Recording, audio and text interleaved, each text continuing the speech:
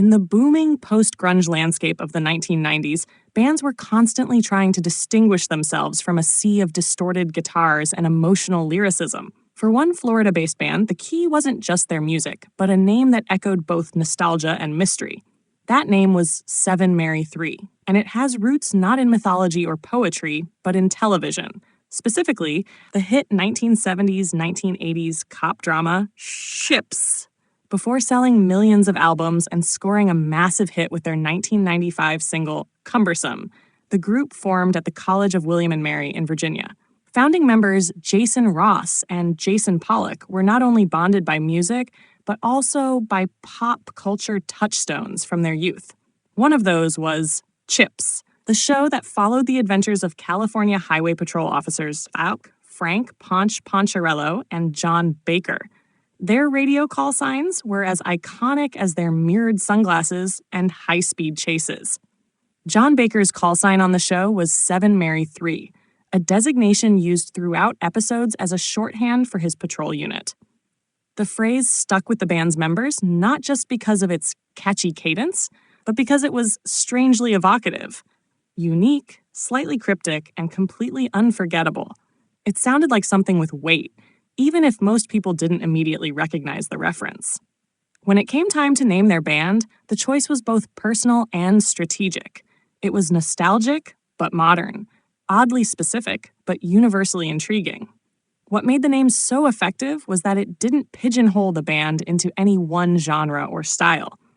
It could have belonged to a punk band, a blues act, or an indie duo, but instead it became the moniker for a band that would be closely associated with the post-grunge sound. Their 1995 debut album, American Standard, introduced audiences to their blend of raw emotion, distorted riffs, and introspective lyrics.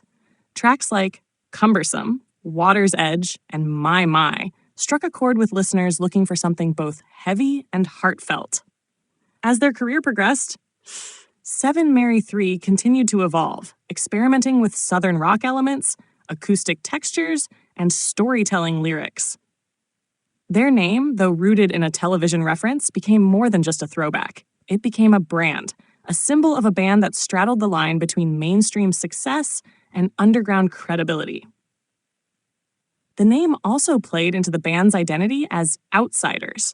While many of their peers were born from the Seattle grunge explosion, 7 Mary 3 emerged from the East Coast with a different vibe, one less concerned with trends and more focused on songwriting. Their name, like their sound, stood slightly apart from the pack. It was a nod to pop culture, but also a signpost that they were carving their own path. Even today, the name 7 Mary 3 sparks curiosity. New fans often ask, "What does it mean?"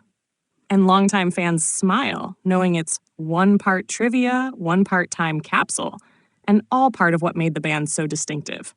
In an era full of forgettable band names, 7 Mary 3 dared to pick something with rhythm, relevance, and roots in the very medium that shaped their generation.